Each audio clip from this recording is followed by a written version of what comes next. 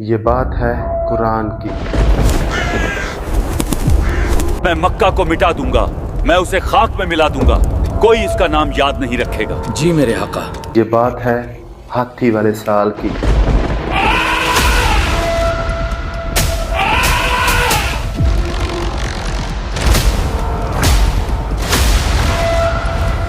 ये बात है उस शख्स की जिसने अल्लाह के घर काबा को गिराने का इरादा कर लिया। अब दुनिया जान जाएगी, मैं अब्राहा हूं, यामन का हुक्मरन। ये मेरा गिरजा घर मक्का के लोगों के कदमों तले से जमीन छीन लेगा। ये नया काबा होगा।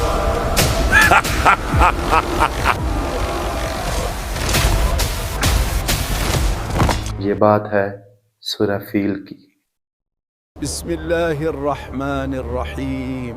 ألم تر كيف فعل ربك بأصحاب الفيل जब भी कुरान के इस तर्जमे की आवाज मेरे कानों में पड़ती है ना, मेरी तो रूह ही काम जाती है। क्या तुमने नहीं देखा कि तुम्हारे परवरदिगार ने हाथी वालों के साथ क्या किया? ये बात तो सबको पता है कि अल्लाह ने हाथी वालों के साथ क्या किया, मगर अफसोस हम में से बहुत कम लोग ये जानते हैं कि क्यों किया।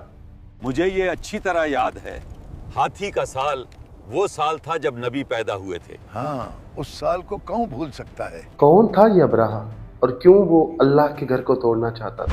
जब लोग मेरे इस कलीसी को देखेंगे तो वो अल्लाह के उस घर को भूल जाएंगे। कहाँ हमारा ये चमचमता हुआ कुलैस और कहाँ वो मिट्टी का काबा। आखिर क्या है इस सूरत के नाज़िल होने के पीछे की कहानी और 1400 साल पहले की इस सूरत का आज हमारी जिंदगी में क्या ही काम है, सब कुछ जानेंगे इसी वीडियो में। बिस्मिल्लाहिर्रहमानिर्रहीम। ألم تر كيف فعل ربك بأصحاب الفيل बहुत सारे स्कॉलर्स का ये मानना है कि सूरह फील इसलिए नाज़िल हुई ताकि कुरैश को ये एहसास दिलाया जाए कि जिस नबी आप सल्लल्लाहु अलैहि वसल्लम की वो मुखालफत कर रहे हैं, असल में वो अल्लाह का पैगाम दे रहे हैं जिसका घर काबा है। अल्लाह का पैगाम धीरे धीरे हर जगह फैल रहा है। हाँ, तुम क्या कहते हो इस बारे में? मान लो वो सच्ची हैं, लेकिन फिर भी हमें उन्हें रोकना होगा। तुम जानते हो, अगर हमने ऐसा न किया तो क्या होगा? होगा क्या? ना 360 बूथ होंगे और ना हम सर्दी गर्मी के वो सफार कर सकेंगे। सही कहा। एक और बात है, हो सकता है कि आसपास के कबील हम पर हमला कर दें। जैसे अब्राहा ने किया था। अब्राहा, असल में ये बात है 570 ईस्वी की। अभी तक आप सल्लल्लाहु अलैहि वसल्लम की वलादत नहीं हुई थी। यमन का हाकिम अब्राहा बहुत खुश था। उसने यमन में क्रिश्चियन कलीसा बनवाया था जो कि सोने चांदी और कीमती जवाहरात से सजा हुआ था। अब्राहा को पूरी उम्मीद थी कि अब लोग मक्का नहीं जाएंगे बल्कि उसके कलीसे का तवाफ करेंगे और यमन एक नया बिजनेस सेंटर बन जाएगा। देखना, अब ये गिरजा घर यमन की नई तकदीर लिखेगा।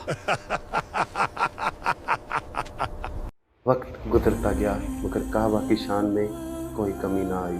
हर रोज सूरज की पहली किरण के साथ न जाने अलग अलग मुल्कों से कितने ही काफले मक्का में दाखिल होते। ये दूर दराज इलाकों के लोग काबा में दाखिल होते, अपने बुतों का तवाफ करते, तजारत करते और वापस अपने मुल्कों को लौट जाते।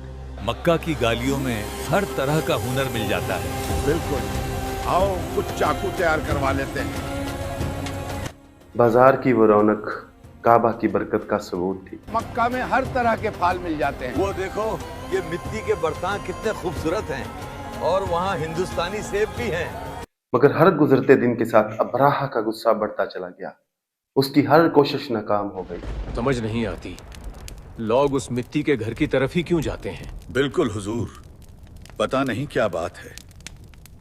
इसके खूबसूरत कलीसे की तरफ नजर तो सबकी जाती, लेकिन दिल तो सिर्फ काबा की तरफ माइल था।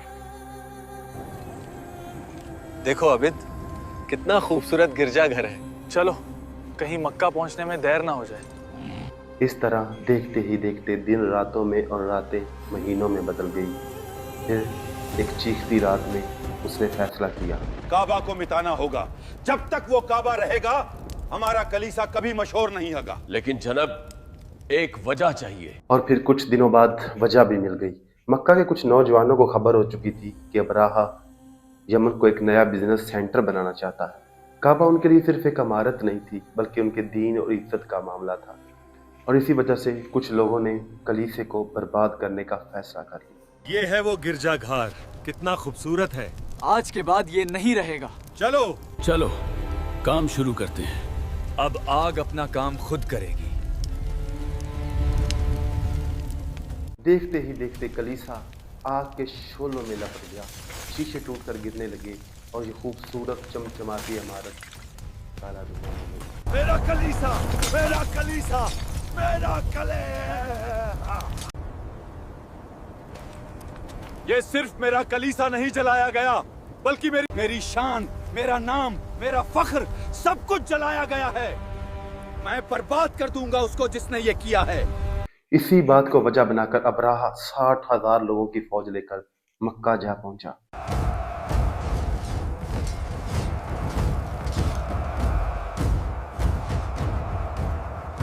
इसकी फौज में काले हबशी सिपाही थे, जिनके जिस्म काली रात की तरह स्याह थे। वक्त आ गया है दावन अब्राहा के लिए अपनी जान देने का।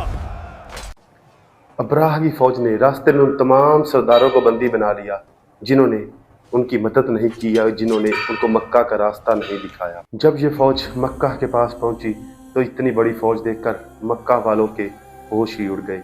अफरा तफरी का आलम मच गया।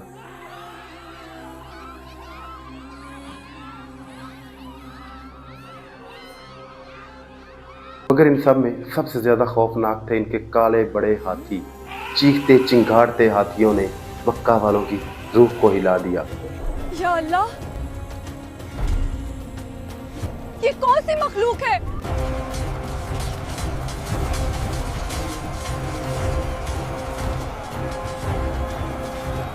और वो सब अल्लाह के इस घर को अल्लाह के हवाले करके पहाड़ों पर चले गए। दूर से फौज आ रही है। इतनी भारी फौज का मुकाबला भला कोई कैसे कर सकता है? सिवाय एक शख्स के, आप सल्लल्लाहु अलैहि वसल्लम के दादा अब्दुल मुत्तलिब। आप कुरैश के बाकी सरदारों के साथ मिलकर अल्लाह से दुआ मांग रहे थे। और ये वो वक्त था कि जब पूरा मक्का अपने बुतों को भूल गया। सब लोग एक अल्लाह की इबादत कर रहे थे। उनकी दुआएं, उनकी सिसकियां, उनका डर हवा में घुल गया और वो सब अल्लाह के इस घर को अल्लाह के हवाले करके पहाड़ों पर चले गए। आए मेरे खुदा, इंसान अपने घर की हिफाजत करता है। ये तेरा घर है, तू अपने घर की हिफाजत फरमा। दूसरी तरफ अब्राहा चिल्लाया, आगे बढ़ो। इसके फौजी चीखे, खत्म कर दो।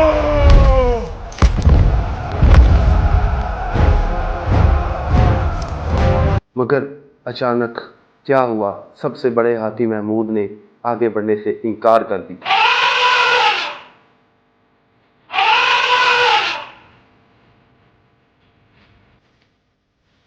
लाख कोशिशें की गई, 100 धक्के मारे गए, लेकिन हाथी टस से मस नहीं। बल्कि उल्टा इन्होंने अपने ही लोगों को कुचल कर रख दिया। और फिर लोगों ने वो देखा जिसका तसव्वुर भी नामुमकिन था। पापा, वो देखिए। ये क्या मुसीबत है? सुभान अल्लाह।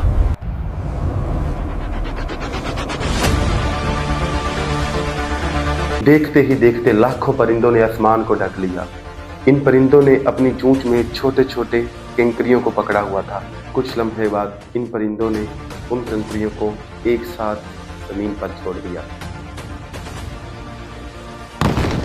ऊंचाई से गिरता हुआ हर पत्थर उनको गोली की तरह लगता। अब्राहा की फौज को ऐसा लगा जैसे आसमान से शोले बरस रहे। घोड़े, हाथी, काले हबशी सिपाही अपनी जान बचाकर भागे।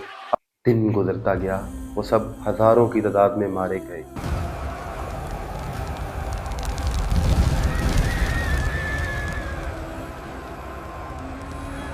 मक्का वाले खुशी से चिल्लाए और फिर अल्लाह ने आसमान में बिजली घोंप दी।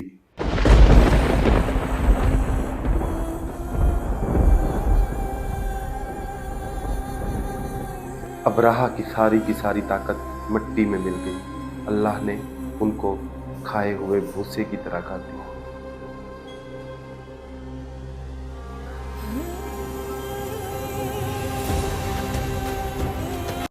اس واقعے کے 50 دن بعد آپ صلی اللہ علیہ وسلم کی ولادت ہوئی۔